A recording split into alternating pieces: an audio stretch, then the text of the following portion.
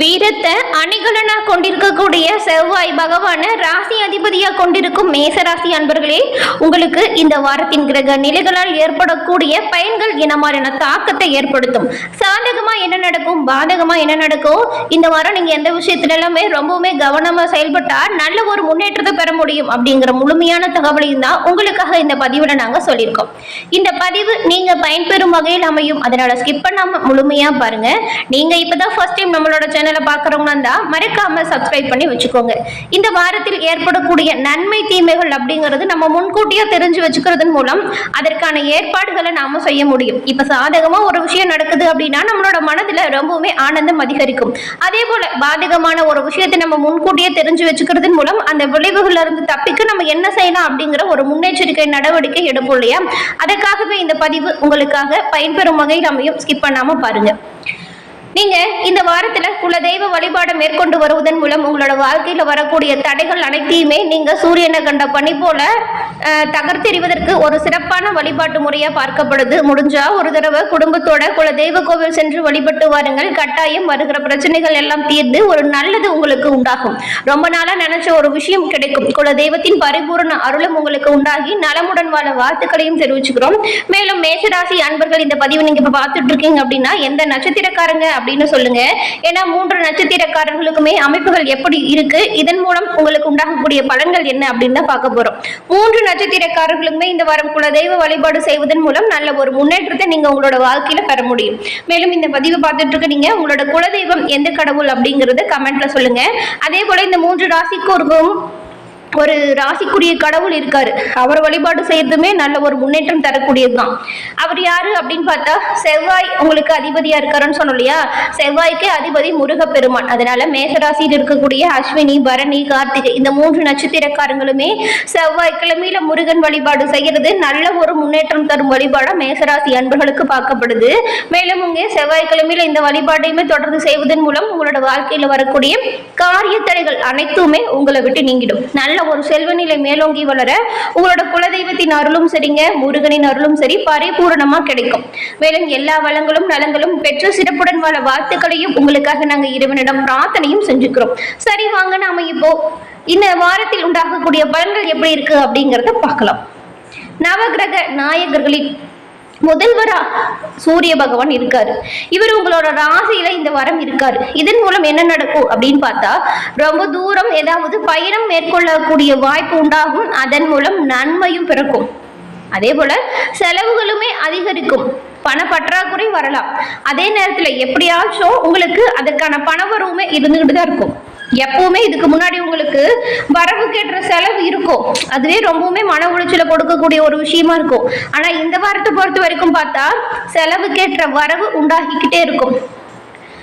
எப்படியாவது ஒரு விதத்துல எல்லா பற்றாக்குறையுமே சமாளிக்கக்கூடிய வாய்ப்பு தானா வந்து சேரும். பண வரவு இருந்துகிட்டு இருக்கும். சந்திரனின் நகர்வுமே உங்களுக்கு மிகவும் சாதகமான வாய்ப்பை கொடுக்குது. இதன் மூலம் வியாபாரத்தை நீங்க எந்த அளவுக்கு விருத்தி செய்ய நினைக்கிறீங்களோ அந்த அளவுக்கு விருத்தி அடையக்கூடிய யோகத்தை நீங்க பெற போறீங்க. அது மட்டும் இல்லாம நீங்க எடுக்கக்கூடிய ஒவ்வொரு முயற்சிகளுமே நல்ல ஒரு முன்னேற்றம் வரும். அதே போல மேஷராசியில் இருக்கக்கூடிய நீங்க ஜாதக ரீதியா உங்களுக்கு இருக்கக்கூடிய அனைத்து பிரச்சனைகளுமே தீர ஸ்கிரீன்ல தெரிகிற நம்பரை நீங்க பயன்படுத்திக்கலாம். ஏன் அப்படி சொல்றோம்னா ஸ்கிரீன்ல தெரிகிற அனைத்து பிரச்சனைகளுக்கான தீர்வுமே இவங்க எளிய முறையில சொல்றாங்க. நிறைய பேர் இவங்க கிட்ட போன் மூலியமாவே ஜாதக கணிச்சு மற்றும் இதுல இருக்கக்கூடிய அனைத்து பிரச்சனைகளுமே தீர்ந்து இப்போ அவங்களோட வாழ்க்கையில நல்ல ஒரு முன்னேற்றத்தை கண்டதாகவும் செல்வ நிலை மேலோங்கி நல்ல ஒரு தகுதியான ஒரு நிலைமையில இருக்கிறதாகவும் சொல்லியிருந்தாங்க. அதனாலதான் உங்களுக்கு இந்த நம்பர் கட்டாயம் உதவியா இருக்கும் அப்படிங்கிற வகையில சொல்லியிருக்கோம். மேசராசி அன்பர்கள் பயன்பெறும் வகையில் இந்த பதிவு கொடுக்கப்பட்டிருக்கு. டிஸ்கிரிப்ஷன்லுமே நம்பர் இருக்கு. இவங்க கிட்ட நீங்க எல்லா விதமான சந்தேகங்களுக்குமே நல்ல ஒரு ஆலோசனை பெற முடியும். பயன்படுத்திக்கோங்க.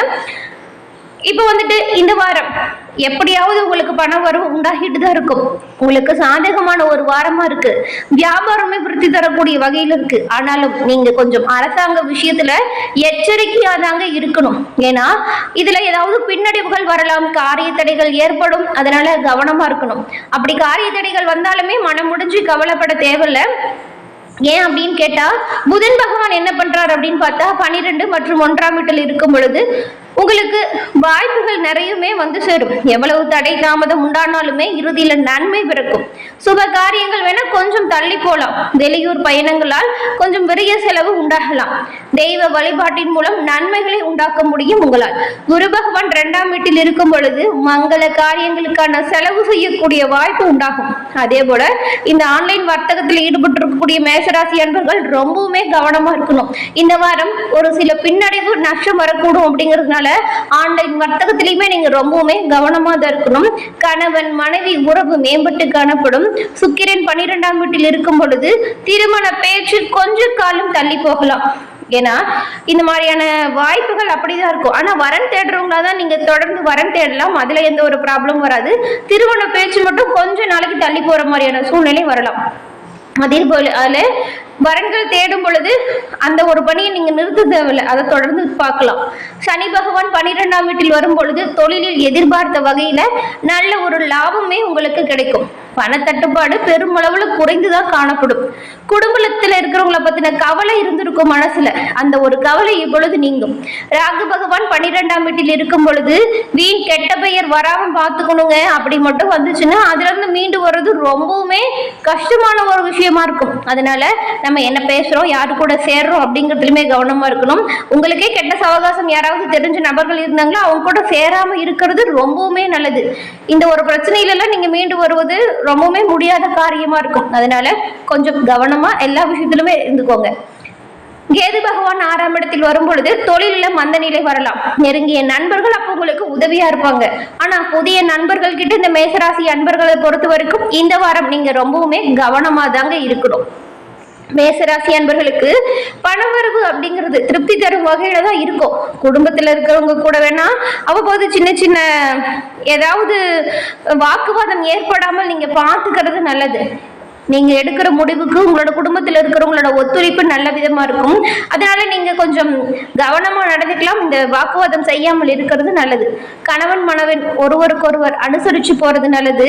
ஒரு சிலருக்கு எல்லாம் புண்ணியத்தலங்கள் செல்லும் வாய்ப்பு உண்டாகும். முன்பு சொன்னது போலதான் இந்த மாதிரியான வாய்ப்பு கிடைக்கும் பொழுது நீங்க குடும்பத்தோட சென்று குலதெய்வ வழிபாடு செஞ்சுட்டு வாங்க, இன்னுமே நல்லதா இருக்கும். இப்ப கவனமா இருக்கணும், ரொம்ப எச்சரிக்கையா இருக்கணும்னு சொன்ன விஷயத்துல எந்த ஒரு தடைகளும் தாமதங்களும் வராம இருக்க உங்களோட குலதெய்வம் உங்களுக்கு உறுதுணையா இருக்கும். அதே போல வேலைக்கு செல்லக்கூடியவங்களா இருந்தீங்கன்னா அலுவலகத்துல உங்களுக்கு இந்த வாரத்தை பொறுத்த வரைக்கும் பணி சுமை அப்படிங்கிறது கொஞ்சம் அதிகரிச்சுதான் இருக்கும். அதனால மனதுல சோர்வு வரலாம். ஒரு சிலருக்கு எல்லாம் சிறிய அளவிலான உடல் ஆரோக்கியம் பாதிக்கப்படக்கூடிய வாய்ப்பு கூட வரலாம். நீங்க வேலையை பத்தி பெருசா டென்ஷன்லாம் எதுவும் எடுத்துக்க தேவையில்லை. எப்பவும் கூட உங்களோட பணிகளை நீங்க சிறப்பா செய்து காட்டினீங்கன்னாவே நல்ல ஒரு நன்மை பிறக்கும். மனதுல வரக்கூடிய தெம்பும் தைரியமும் உங்களோட பணிகளை சிறப்பா செய்து முடிக்க ஒரு உறுதுணையா இருக்கும். உடல் ஆரோக்கியம் பாதிக்கப்படாம பார்த்துக்கோங்க. வியாபாரத்தில் இருக்கக்கூடியவங்களுக்கு விற்பனையும் லாபமும் நீங்க எதிர்பார்த்ததை விட கூடுதலா இருப்பது உங்களுக்கு மகிழ்ச்சி தரக்கூடிய வகையில் அமையும். பங்குதாரர்களின் ஒத்துழைப்பு உங்களுக்கு நல்ல ஒரு ஆறுதலா அமையும். குடும்பத்தை நிர்வகிக்கக்கூடிய பெண்களுக்குவே குடும்ப பொறுப்புகள் அப்படிங்கிறது இந்த வாரம் கொஞ்சம் அதிகரிச்சுதான் இருக்கும்.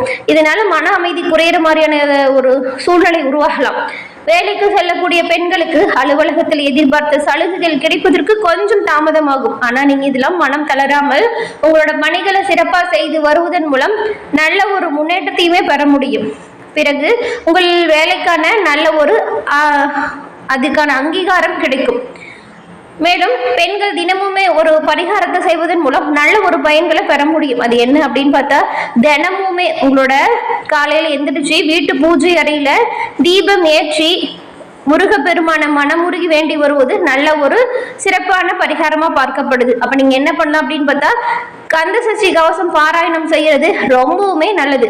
இந்த மேசராசி அன்பர்கள் தினமுமே ஒரு முறையாச்சும் உங்க வீட்டுல இந்த கந்த சஷ்டி கவசத்தை படிங்க. அதாவது டிவிலயோ மொபைல்லயோ கூட நீங்க கந்த சஷ்டி கவசத்தை போட்டுட்டு கேட்டுங்க. இதுவுமே ரொம்ப ஒரு நல்லது. வீட்டுல ஒரு நல்ல ஒரு சூழ்நிலை உருவாக முருகனின் பரிபூர்ண அருளுமே கிடைக்க இது ஒரு நல்ல வாய்ப்பா இருக்கும். இது நீங்க தொடர்ந்து செய்யலாம். இதுல எந்த ஒரு இதுவுமே இல்லை. காலையில எந்திரிக்கிறோம், கை கால் மூஞ்சி கழுவிட்டு டிவியில கூட கந்த சஷ்டி கவசத்தை போட்டுவிட்டு நீங்க மனசார அதை கேட்கறது நல்லதா இருக்கும். முருகனின் பரிபூர்ண அருளுமே உங்களுக்கு கிடைக்கும். என்ன மேசராசி அன்பர்களே, இந்த பதிவு நீங்க பயன்பெறும் வகையில் அமைஞ்சிருக்கும் அப்படின்னு நினைக்கிறோம். இந்த பதிவு பிடிச்சிருந்தா லைக் பண்ணுங்க, ஷேர் பண்ணுங்க, கமெண்ட் பண்ணுங்க. உங்களோட நண்பர்கள் மற்றும் உறவினர்கள் யாராச்சும் மேசராசி அன்பர்களா இருந்தா அவங்களுக்குமே இந்த பதிவை ஷேர் பண்ணுங்க, பயன்பெறும் வகையில் அமையட்டும். நீங்க இப்பதான் ஃபர்ஸ்ட் டைம் நம்மளோட சேனலை பாக்குறவங்க இருந்தா மறக்காம சப்ஸ்கிரைப் பண்ணி வச்சு கூட வர பெல் ஐகானை கிளிக் பண்ணி வச்சுக்கோங்க. அப்பதான் நாங்க போடுற தகவல்கள், இந்த பதிவுகள் உடனுக்குடன் நோட்டிபிகேஷன் மூலம் உங்களை வந்தடையும் அப்படிங்கறதையும் தெரிவிச்சுக்கிறோம். தொடர்ந்து பார்த்தமைக்கு நன்றி நேயர்களே.